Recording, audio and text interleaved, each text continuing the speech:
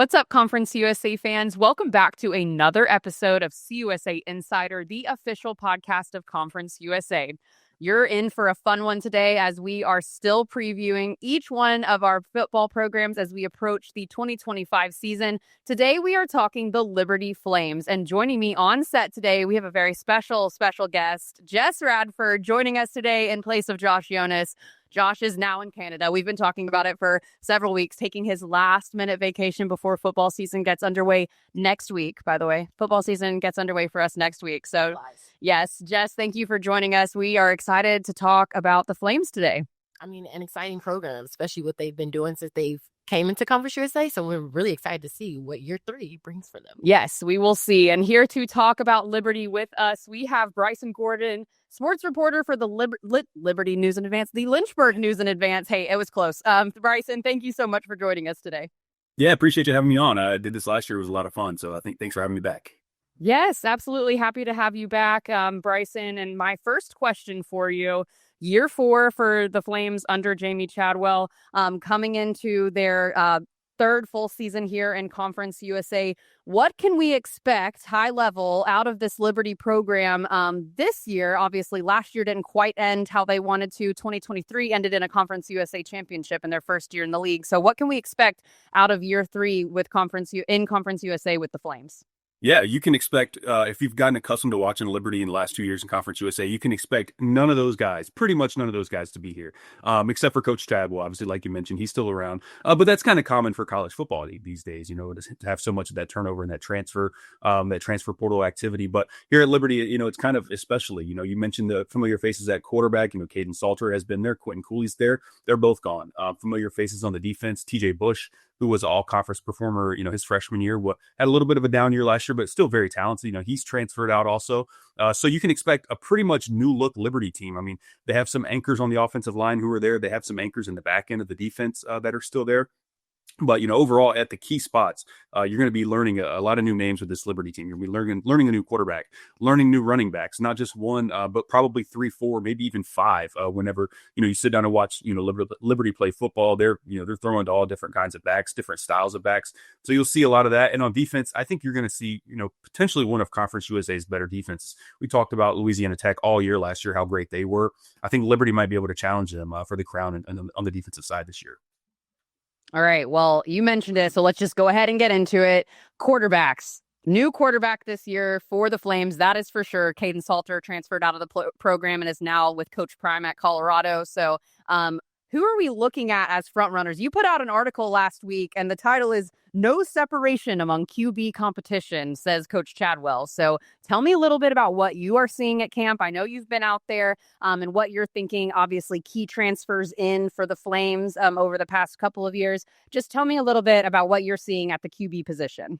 Yeah, you've seen, like I said, a lot of new faces. There's only one guy on this team who has significant playing experience at Liberty. That's Ryan Berger, the quarterback who started the Bahamas Bowl game last year. So if you turned on that game, you actually saw a little bit of what you'll see this year. A lot of new faces.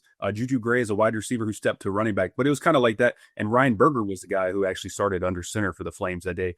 So he's back. He's kind of battling for the quarterback position. He missed a lot of spring, and so his position in the quarterback competition is a little bit on the outs. But there are some guys that they're really excited about. Ethan Vasco, a Coastal Carolina transfer, had a pretty good year last year. I think he was the primary starter there. I want to say started all 11 or 12 games for them. So he was very important. He's a little bit like Caden Salter, not in the sense that he's anywhere near as dynamic, but he plays a dual threat style. He runs the ball.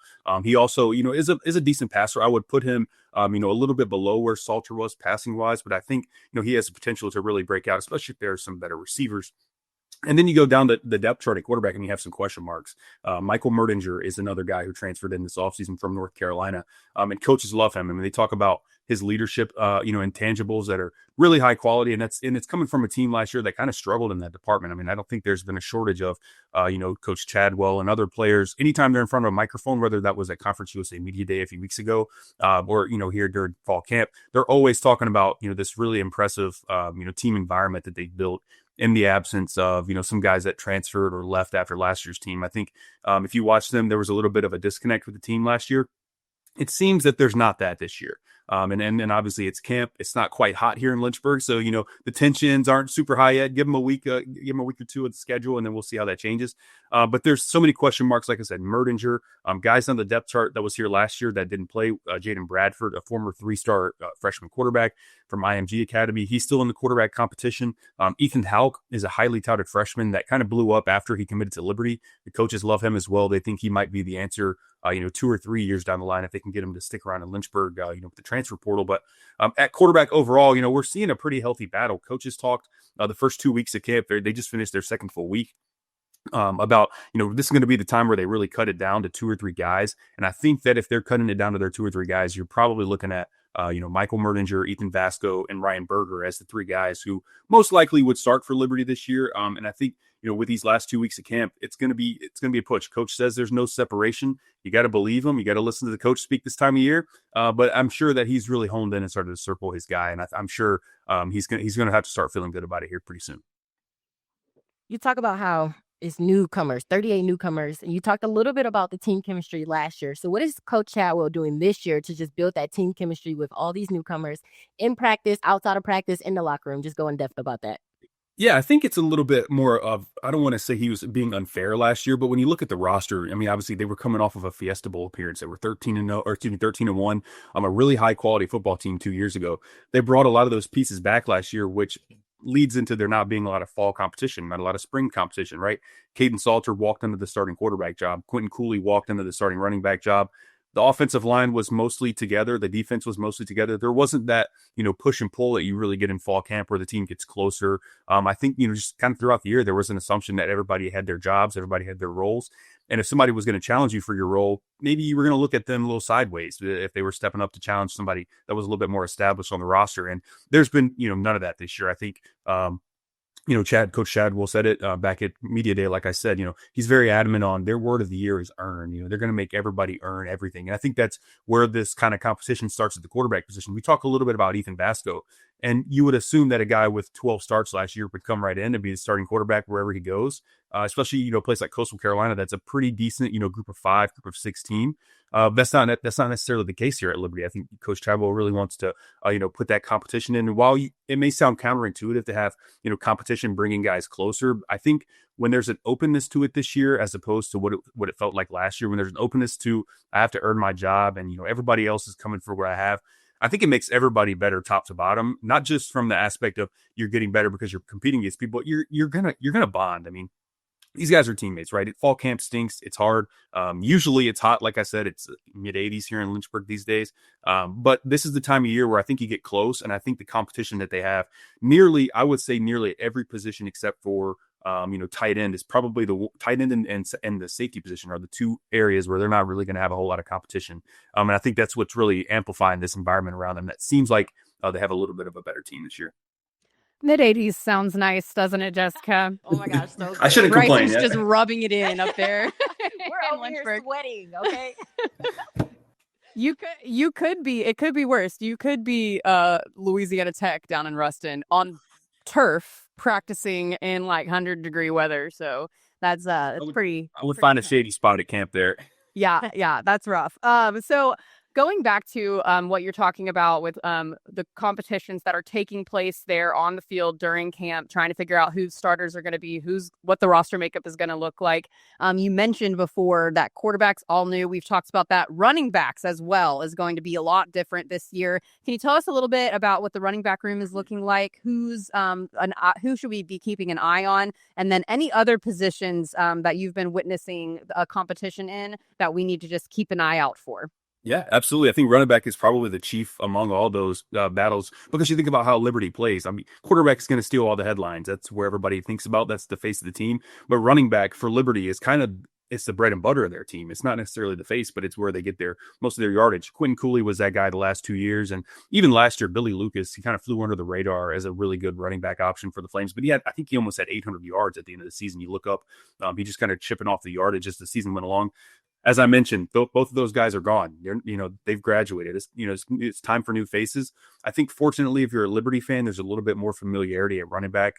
But like at other positions, there's still question marks. I mean, Vaughn Blue is in his third season here at Liberty. We've heard of him. You know, he scored in his first game in college. It was actually a receiving touchdown against Bowling Green.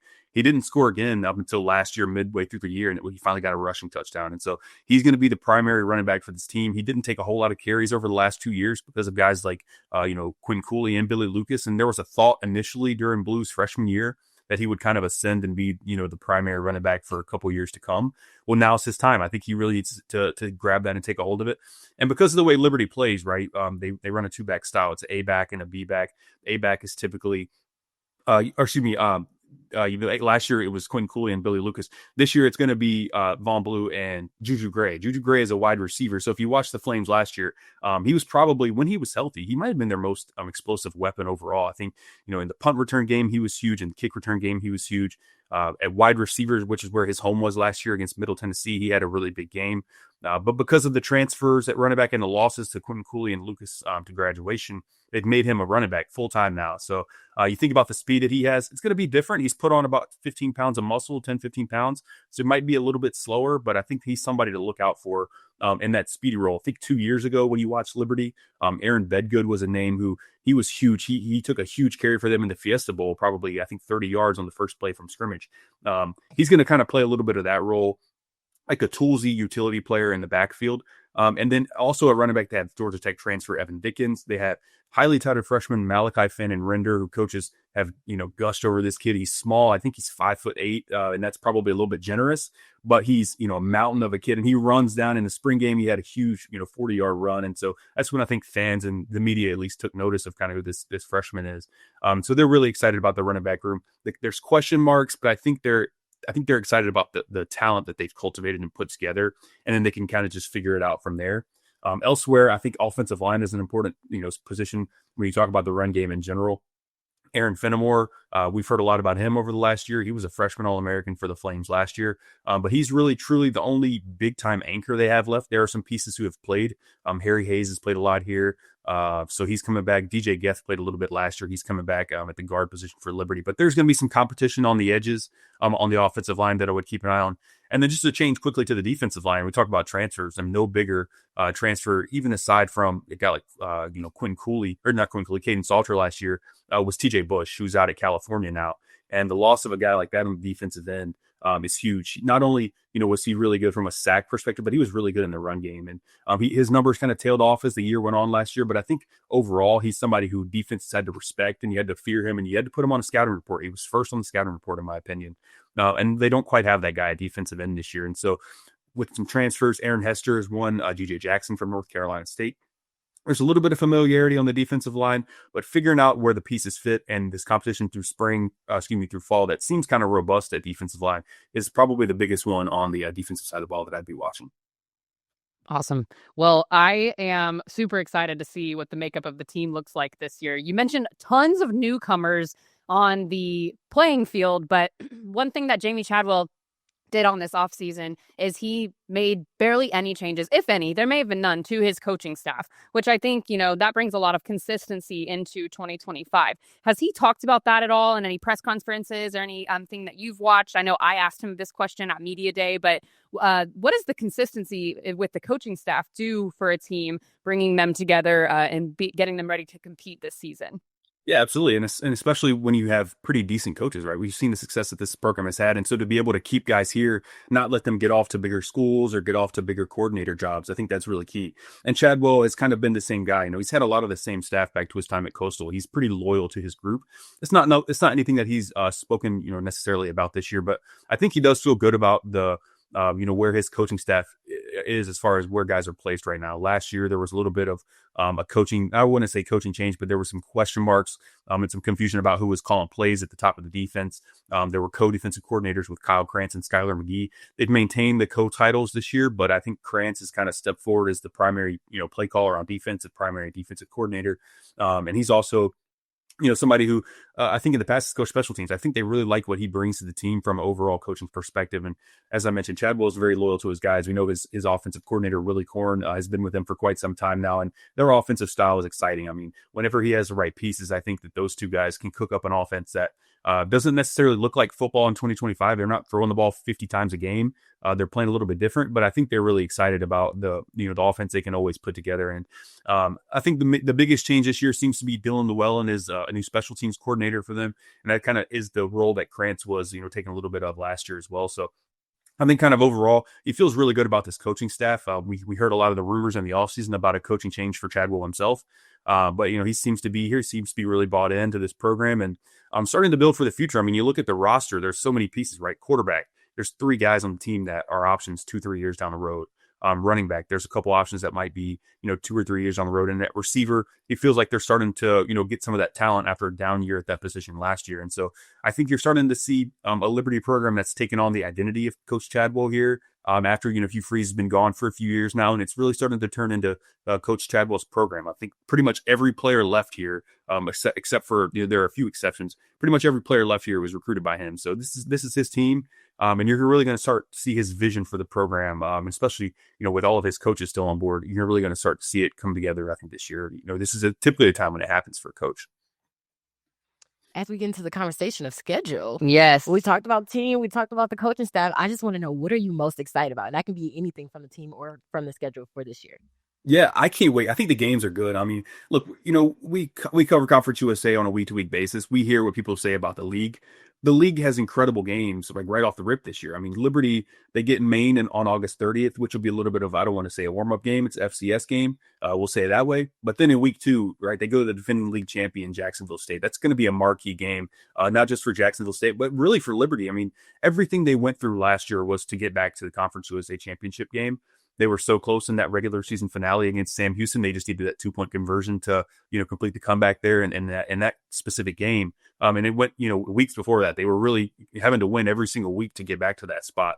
But this year, I think setting the tone with that Jacksonville State game early on, we're really going to see what they have, against some of Conference USA's top teams right away. And that, that game is going to be September 6th, but we're going to be looking back on it. In my opinion, we're going to be looking back on it in the first week of December, like, and, Liberty, maybe they're, right there on the championship game border again. Maybe Jacksonville State is that team that's on the border this year, and that game might be huge. So I'm super excited about that game. And then stepping out of conference play, Liberty has a monumental game against James Madison on September 20th. You want to talk about conference bragging rights? I mean, I don't know if I'm allowed to say that other conference on this podcast. It might get me kicked off, maybe not invited back next year. It's fine. But that conference that JMU is in, I'm sure it'd be huge for Conference USA to get a marquee win over a team like JMU, who's probably, I think everywhere you look has them winning that conference. And so I think that would be a huge game for both leagues. And I think Liberty getting that at home is definitely a huge advantage. It's just a short trip up the road, like 90 minutes. And it'll be rocking that night, but I think it's going to be a huge game for both leagues. Yeah, for sure. When I look at the schedule outside of conference play, you do look at that game against JMU. You look at the game against Old Dominion, too. Those are 2 in-state, I would say rivalries, but they are, they're in-state games. You should expect a lot of fans at both of those games. Obviously, you guys get JMU at home, away at Old Dominion. So I think that those, and they're back-to-back weekends. So I think that those are going to be, some real tests for the Flames as they get into the rest of the season. But so glad you mentioned that early game against Jack State. Obviously, that is one that we have circled here as well at the conference office. A week 2 conference matchup. We have a week 0 conference matchup next week, which is just wild, but getting some out of the way early. But looking at the rest of the conference slate for Liberty, Jess and our producer Dane and I, we were talking about it before we got on here. Absolutely a winnable schedule for Liberty this year. People are high on the Flames, think you guys could be really great this year. And you take a look at their conference schedule and it just makes you think that much more of the Flames as you look at their full schedule. So you're away at UTEP, which, don't get me wrong, Sun Bowl is a tough place to play. But, year 2 under Scotty Walden, do they have all of their pieces in place this year? I don't know. We actually have that preview coming up later this week. So maybe we'll learn a few things after this week. But you got New Mexico State, newcomers Delaware, and newcomers Missouri State back to back 3-game homestand. So that is incredible for you guys getting all of those games in Lynchburg, and then away at FIU, away at Louisiana Tech, and then home at Kennesaw State to end out the conference season. Any of those games sticking out in your mind, as besides the Jacksonville State game, which we kind of already talked about, but any of those games sticking out in your mind as games, that the Flames really need to get over the hump to hopefully have a chance to be in that conference championship again at the end of the season? Yeah, I would point right to Louisiana Tech, and I think there's been some buzz here early in the preseason about the excitement for them. It seems like a season that Coach Sonny Cumbie needs to start winning, is putting together maybe a bowl game, maybe even a Conference USA championship game appearance. I mentioned their defense off the top. I think in my opinion, they were the class of Conference USA defensively last year, maybe even the class of G5. I think they played some really good teams and they kept pretty much all of them in check. Especially think about some of the teams in Conference USA that they kept in check that not even Liberty could at some point. So. I think that game's going to be huge, not only from a scheduling perspective, right? It's the next to last game. It's Liberty's last road game, but it's going to be huge from, in my opinion, overall conference schedule. Yeah, just to be completely transparent with you, I picked Louisiana Tech to finish second behind Liberty in Conference USA. So I think that might be a championship game preview 2 weeks ahead of time. We'll see. But I think with the defense that Louisiana Tech they present, and the defense that Liberty's kind of put together and bringing in coming into this year with, I think we might be looking at a rock fight that day. We might be looking at a Big Ten matchup, maybe like 14-10, depending on what Liberty's quarterback situation is like. But that could be a really fun game. And I think for Conference USA championship stakes, I mean, I haven't given a complete look at everybody's schedule, but I can't imagine mini games having a bigger impact than those two. Because I think, like I mentioned, Louisiana Tech's really got to get on the gas this year, and I think they have a great team. They have a quarterback I think that they figure can do it. So that would be a very huge game for both teams. And as you mentioned, the schedule, just so I don't mention it, like Liberty doesn't get Western Kentucky. They don't have to play Middle Tennessee. They don't play Sam Houston. Those are huge breaks for a team that you look at the schedule already, and some people say it's already pretty generous, but then to not have to play those three teams, it's a huge break for them. And so I think you circle the Louisiana Tech game as the biggest in the back half for sure. I was hoping you'd say that. That's the one I have circled too. We did our Louisiana Tech preview. I don't remember if it was last week or 2 weeks ago, but after that, I was like, man, I'm high on the Bulldogs. Like, this could be a really good year for them. And then FIU, too. I think they're going to be a lot better this year than they have been in years past. Preseason Offensive Player of the Year was Kewan Jenkins, their quarterback. And so who knows what those last two games, away games of the Conference USA slate for the Flames will look like coming down to that season. Obviously, can't get past game one. Got to get through game one and win that one. But as you mentioned, that's FCS game to start it off, and then heading into conference play week 2. So it's going to be an interesting year, I think, for the Flames. Sure. And Bryson, if it is Liberty and Louisiana Tech 1 and 2, we'll have to get you back on here because you predicted it. That'd be fun. That's what I'm calling this year. Now, if Louisiana Tech is 1 and Liberty's 2, I want to at least get some credit for having the championship matchup. I understand. I'll still be wrong. That's all right. That's fine. I think that's the hard part. Is picking the two teams. That's harder than picking the winner, in my opinion, is picking the two teams. Because last year, who would have picked? With all due respect, who I did. Did you? All right. I'll stop there. I won't make any more of a fool out of myself. I know. I'm not sure many other people had it, but early in the season, I made a prediction. And I guess it wasn't too early. Early October, I made that prediction. I ended up being right. That's early enough. I mean, considering where those teams were, everybody had Liberty in, right? I think if you didn't pick Liberty, it was kind of an upset last year, at least to make the game. Maybe not to win the league, but yeah, and just one more game, just because we're on it. The Kennesaw State game, the last game of the regular season, that's a team that beat Liberty last year. You can't even put that, you can't even put that one aside, even though it's in Lynchburg. Kennesaw's a lot different this year. Any given Saturday is really true in Conference USA, maybe even any given Wednesday, because Liberty lost to Kennesaw, midweek last year. But I think it's going to be fascinating. And because of the situation with Liberty's quarterbacks and, a lot of the question marks they have, I think it's going to lend to some more interesting games for them overall.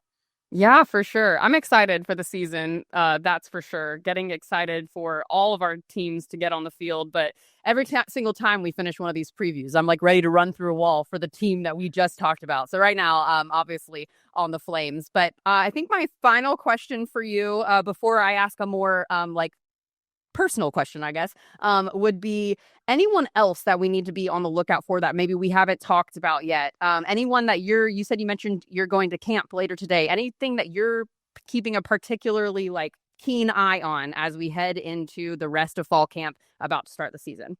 Yeah, look, I wouldn't be a good reporter if I was keeping an eye on quarterbacks. So I'm going there and going to go take an eye on the quarterback as soon as I get there. But I think there are some really interesting pieces elsewhere on the team.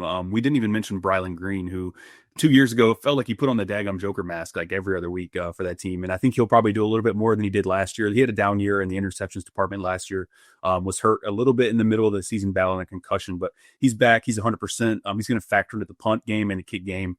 As well as be a primary safety for Liberty. His running mate at safety is a Corey Jones. And speaking of people who fly under the radar, this guy played the most snaps of any player for Liberty on defense last year. Even beside, a guy like Brylan Green, even beside guys like TJ Bush, Joseph Carter, who led the Flames in tackles. Corey Jones is a really very high quality player for Liberty that kind of goes under the radar just because they had so much name recognition. But because some of those names have transferred, right? TJ Bush is gone. Jay Hardy, another guy who transferred back to Auburn. I think Corey Jones is primed for a step up in the secondary. Coaches really talk about, his intangibles as well.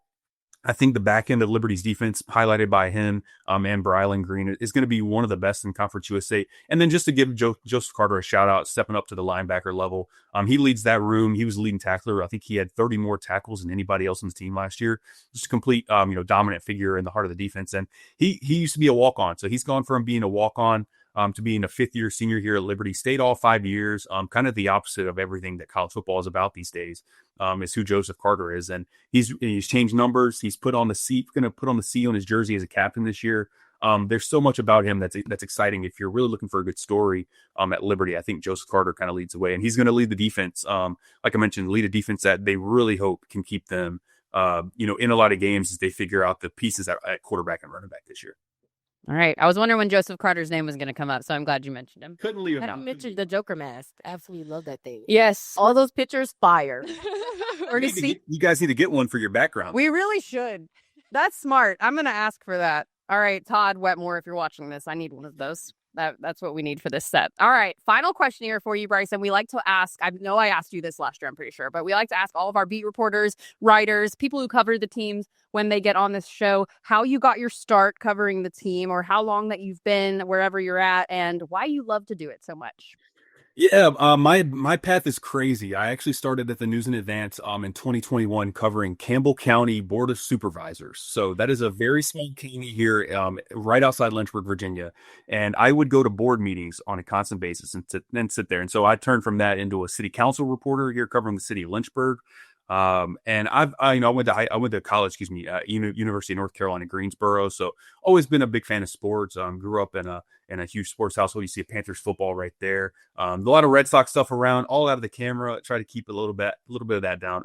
But I ended up in the News in Advance about a handful of years ago. Moved over to being a city council reporter, and then I stepped away for a little bit. I worked another job, and then they had an opening for a sports reporter, and I thought it was a perfect fit to come back. It's what I've always wanted to do, and so I started covering Liberty and local sports kind of full time in March 2024. So it's been a little bit over a year, but this is my second full season on the beat. I'm very familiar with Liberty, just kind of in general, living here for the last handful of years, and being familiar with them growing up, not too far away. I'm from about 90 minutes down the highway, and so always been a little bit familiar. It's really exciting. I think from a college football perspective, there's not many Group of Five programs that really, are here on a year-to-year basis like Liberty is, at least in the last few years. And so it gives a little bit of a feel whenever they're winning, at least, of it being a high major beat. And so I think it's exciting, and I think it's a really good spot, in general, Conference USA for a lot of us reporters. So I'm relatively new to this. I feel like it's a good spot for us to cut our teeth on. And I think this conference has a bunch of great reporters. And I talked to some guys that cover New Mexico State, and even Missouri State has some good reporters coming in. And so I think overall, hopefully the fans of the league get a pretty good mix out of the stories that we put out there. But I love it. It's so much fun. I think the most fun thing to cover is football season, especially here at Liberty too. With how exciting the fans are and all that kind of stuff. For sure. Where can we follow you on social media so that all these Liberties fans or other Conference USA fans that are just looking for Liberty info can get some news from you, Bryson? Yeah, follow me on Twitter at Bryson Gordon. You'll see all kinds of Liberty stuff. You'll see a little bit of local Lynchburg stuff, and you'll see some, like I said, some Red Sox stuff. So if you don't like that, you can mute me on that. Nice. We won't hold it too much against you for being a Sox fan. We'll get over that. We're mostly Texas Ranger fans in this office, although there are some other people from transfers in, like Jessica's from Detroit, so I could really care less about the Rangers. There we go. That's funny. All right, Bryson, thank you so much for joining us today. Good luck the rest of the way. I know that it is tough on the guys on the field, tough on the coaching staff, but it's tough on the beat writers too, okay? We're going to give you your due here. So good luck the rest of the season. Get some sleep before the first week gets underway, and we will maybe be talking to you later in the season. Let's do it. Hopefully we will. Hopefully it'll be a good Conference USA year, and maybe we'll even get some surprises like we did last year, I think. We will see. All right, Bryson, thanks so much. Yeah, no problem. Appreciate you guys having me on. All right, Flames fans, stick around for my interview from CUSA Kickoff with head coach Jamey Chadwell, offensive lineman Aaron Fenimore, and defensive back Brylan Green. Since joining Conference USA in 2023, Liberty has been a force to be reckoned with. Nestled in the foothills of the Blue Ridge Mountains in Lynchburg, Virginia, is Liberty's 7,000-acre campus, home of the Liberty Flames. Liberty offers over 700 unique programs of study, both on campus and online, which includes 15 colleges and schools. The Flames have won more than 200 NCAA Division I conference titles and 3 bowl games. A thriving athletics program has been an integral part of Liberty's vision. The campus houses several state-of-the-art facilities, providing unforgettable experiences for student-athletes and fans alike. A trip to Lynchburg offers cultural, educational, and recreational opportunities, as well as a great place to watch college sports. Liberty is a proud member of the CUSA family. Visit these sites to learn more about Liberty Athletics or Lynchburg, Virginia.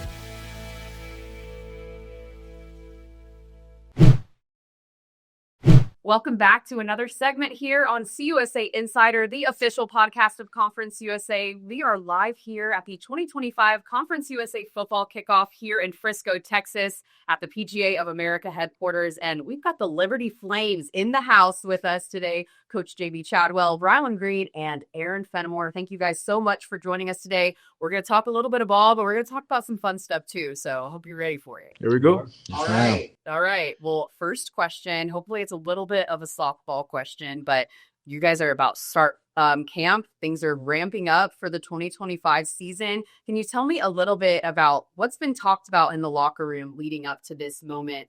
What are you guys looking forward to going into 2025?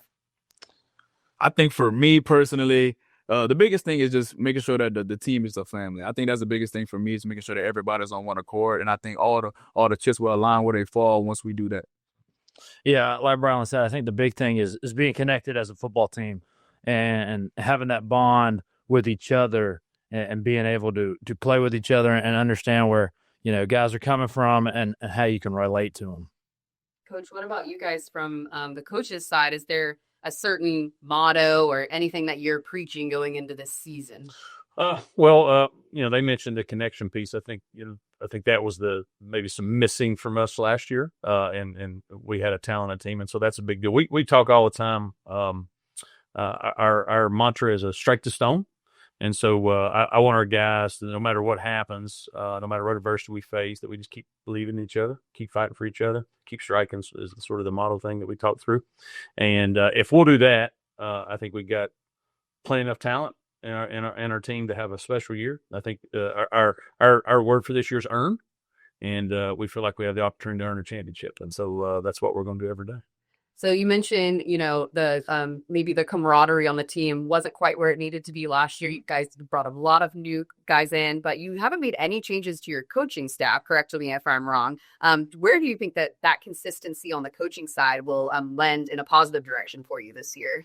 Well, I think when you have consistency there and continuity, it builds trust, and to have any type of relationship with players, you got to have trust. And I believe and I won't speak for them, but I believe what they have noticed that, hey, there's trust among coaches and there's trust among players because of that consistency. Anytime you have a relationship, if you can have trust, you build trust through consistency. And having consistent coaches, consistent voice, that helps them build that relationship with us and build that trust. And then when we bring new people in, they can say, hey, yeah, they'll do what they say because I've seen it for 3 years. Yeah, that's what I hope they say. Anyway. Yeah, but let's give him a chance. Give him a chance to tell you. Is he right? Yeah, no, he definitely is right, man. I think even the young guys, I think they also started to step into a leadership role as well. Just trying to make sure that those guys are, because they are the face of the program as we leave. So I think just making sure that they also are getting into that leadership role and getting them prepared for what's next in the future. I think that's what we've done a good job of, and I think we're going to keep doing. Anything to add here? Yeah, I think what you see is what you get, and that's a good thing because there's no saying one thing, doing the other. And that's something that I know as players you appreciate, is when your coach says, all right, this is how we're going to do it. That's the standard across the board. And when you get new guys coming in, whether they're high school kids or, transfer guys, it's like, look, this is how we do things. This is the standard we're going to play at or we're going to train at. And that carries over. And that's from Coach Chadwell. Awesome. For Obviously, you guys have been in the league for a few years now, but if there's something that you can maybe tell other fan bases that may be visiting Lynchburg or other student athletes, even from other schools that are visiting to play you guys at home for the first time, is there something that they can look forward to, a tradition or, just the feeling in the stadium? What do you guys love about it that you want to share? For me, I think our fan base, especially at the G5 level, is second to none. I think that they come out and show out, even on the weekday games. I think they've come in and done their best to do what they have to do and being that 12th man on the field. But the fan of flames first down thing, that's a good one. That's a really good one. So any opponents that y'all hear that means y'all must not be doing something right. So yeah, the fan of flames for the first downs. Yeah, my favorite's fourth quarter. Don't stop believing. Yeah. Especially at night when they got the lights flashing and everybody's got their. It's awesome. Yeah. I remember the first time I saw it, I just did a 360. And I was like, wow, that's awesome. That gets rocking. You guys hosted a Conference USA championship. That was really cool to see. That was my favorite too. Yeah, the fourth quarter blackout nice. with the lights. Coach Chadwell, do you have anything that you particularly love? The Flames quarter. He called it the fourth quarter. It's the Flames quarter. He messed up. The Flames quarter is pretty. When you've been at other places and you've not experienced things of that nature, you appreciate it. So I appreciate it every time because our fans do show up no matter what the situation, no matter the circumstance. They do care, and I would tell anybody that's coming into town that it's a good fan base. It's a great place to watch a game. You can bring family to watch the game, and if you're traveling in and you're going to see good ball because obviously the league's good, and but it's fun to be part of when you're in a stadium and players. I know they appreciate it that it's going to be a lot of people there, and they care about their team and they cheer for their team. I mean, it wants you to play. You want to play harder and you want to coach harder for them because they do care, and so it's a great home field advantage for us. So you guys have been in Conference USA. You're going into your third season here with the league, but as college athletics continues to change, our league continues to change as well, obviously welcoming 2 new members this year. But what can you say about playing in Conference USA, the level of competition, and what people can expect out of this league as a whole this year and how Liberty fits into that? Well, I think, if you over the last couple of years, our years in it, I mean, you can see anybody has a chance to win a game. I think there's good coaches, there's good support, there's good players, especially the skilled people. There's really good skilled people in all places. And so I think anytime you go somewhere, all the places are unique. They have their own little challenges to play at, whether you have to stay far away or whether the locker rooms are small. There's all the little unique things that the conference has that I think makes the experiences worthwhile. But it's every week you have to show up and be ready to go. And the new teams coming in, if you learn from our past, any teams have had success as they transitioned up, they typically have a chance to have success early because they have continuity. I think the teams that have continuity have the best chance to be successful because you lose so many players all the time, and I was telling one of the coaches the other day, you better enjoy it for a year or two because you're going to be gone here soon, because as soon as they find out you got some good ones, they're going to be leaving. And so, I think our conference is, I think it's underrated nationally. I think there's some good teams that can play. And if you look at just records versus other conferences, other G6 conferences, I mean, we've held our own. We've won some big ones, and so I think our conference is continue to get better and better every year. And we and I don't want to speak for them, but we expect to have the opportunity to compete for a championship. And I think we have championship players there. I think we have championship commitment. Now we have to go earn that, and first year we did that. Second year we took that for granted, and you hope as a coach, you hope your players don't take for granted the opportunity to play the sport of football. In today's world, there's so many things they can get from it, and you can put those things you get from it on a pedestal more so than you can in the game. I think I learned that last year. I think we put some things on the pedestal that were more material based than team based. And so if this group of guys will play together, I like our opportunity to have a really good year. Appreciate the very candid answer. I do appreciate that. So guys, do you guys from a student athlete perspective have anything to add to that? Yeah, like he said, just the traveling and like you said, the different locker rooms and stuff like that, that makes it unique. But I think also just the diversity of the style of play that we have in our conference is very, very unique. And you don't know what you're getting every week. So just playing these different teams and just seeing different looks and stuff like that is very difficult. And I think that is something that makes our league one of the best. Yeah, the big thing could be the travel. Traveling across multiple time zones. That throws a wrench into plans.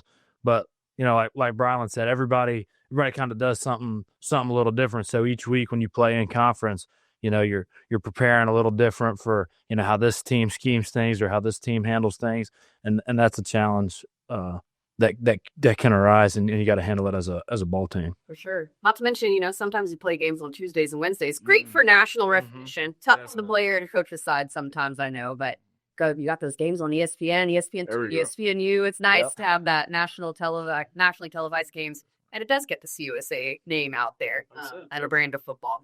All right, I'm flipping over to some more fun questions now. So our fan bases always love it when I ask these type of questions because they get a little peek into what your locker room is like. So, and you're welcome to answer this question too, Coach, but who is the funniest guy in the locker room? I got to answer it. My answer... Ooh, I'm gonna let you go first. Jacob Lacates. That's a sleeper. I wouldn't think about that. That's a sleeper. That's the number one answer. Why is he funny though? You got to explain.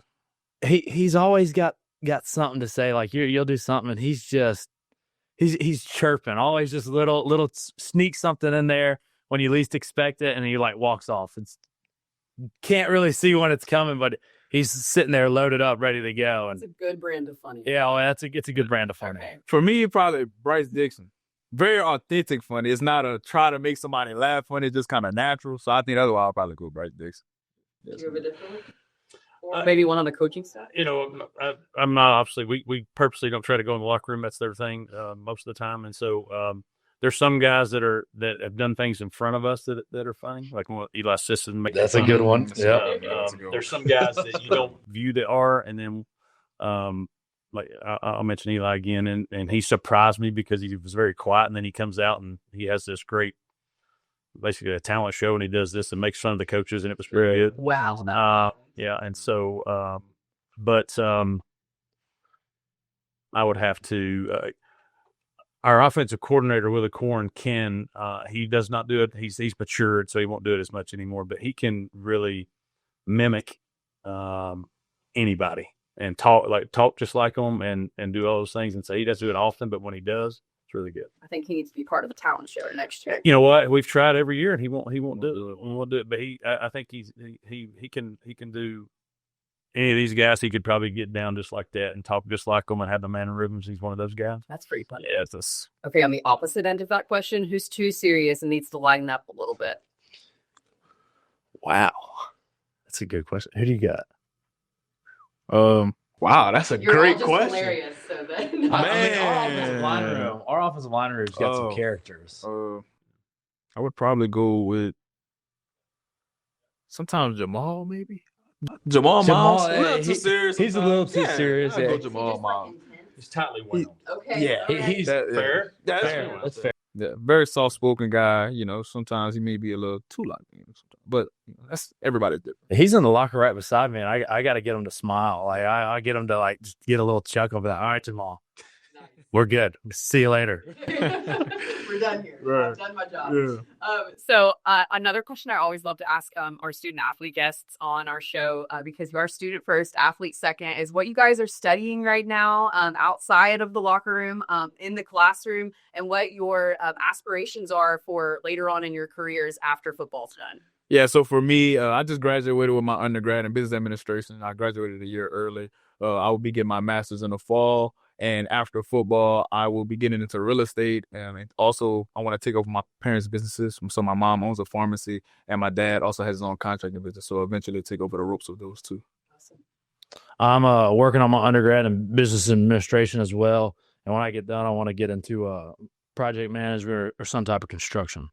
Awesome. Okay. I have one final question for you here before I kick us out of this room. And I love asking our guests where your favorite place to eat is in your town. So we call this segment CUSA Eats. If I'm visiting Lynchburg, Virginia, I've had the pleasure of being there several times, but some of our fan bases may not have been there yet. So where do I need to go grab a bite in Lynchburg? I'm going County Smoke. I don't know Me about too. everybody. County Smoke, Yeah, that's the number one answer, I feel like. Around there, I have a feeling. Depends on what you want. Now, it's stuff. But if you want a good burger, I think you should try to go to Corner Burger. Okay. It's out in Forest, and it's I don't know, gourmet style burger type, I guess, and different ones. I think that's a really good burger spot to hit there. And we could probably talk off camera. I got a bunch of them I could recommend. So that's a good spot to hit. Iacco County Smoke, the barbecue is really good. I think Market on Main is a great breakfast lunch spot there. That's close to campus. First Watch. That's a great one. First Watch. That's a good spot. But the Market on Main, there's a local one that they do a good job, and there's about 3 or 4 local ones there that do really nice. And there's a great Mexican restaurant in the mall called Papagayo. Okay. That I think is legit Mexican. So that one was out of left. Any of y'all, if y'all want to toss Coach Chadwell some, come by and do a commercial, I'll do it. Any of us mentioned. Okay, the plug has been made. Well, Coach Chadwell, Brylan, Aaron, thank you guys so much for joining us here on CUSA Insider. Enjoy the rest of your day. Have fun with it, and we look forward to seeing the Flames on the field this season. Thank you. Huge thank yous to everyone from the Liberty program who joined us today to talk about the Flames' upcoming 2025 season. Some exciting stuff that is about to get underway, Jessica. I cannot believe we are just over, a week away from football season starting. That's crazy. I know. What is it? Probably like 8 days? Yeah, so WKU and Sam Houston play on August 23rd, which is, that is so crazy. What, week 0 conference game? Have we ever had that? I think we have. I know we've had week 1 conference games. Week 0 conference game. This could be the first time. I don't know. I'll have to go back and check that. It's going to be a wild one. And 2 teams, too, that finished the CUSA season last year near the top. Obviously, Sam Houston has a new coach this year. WKU is going to have a new quarterback this year. So we don't really know what that's going to look like, but fans should tune in next week because we will be talking to both of those programs as we lead up into their week 0 conference matchup. On Tuesday, August 19th, we're going to have Sam Houston's preview episode live. And then on the 21st, we're going to have WKU's preview episode live. But before that, you're back with me on another episode on Friday. I know. I'm only here for 2 episodes. I'm sorry. You'll be back. You'll be back. Don't worry. Basketball season is not that far away, so you'll be back. I don't know. I always say time flies. It'll be a while. You'll see Josh in here talk about football, but yes, he's the expert. I am no expert. I do love all of these teams. Very excited to just even cover Liberty and UTEP. I've been learning so much. Mm-hmm.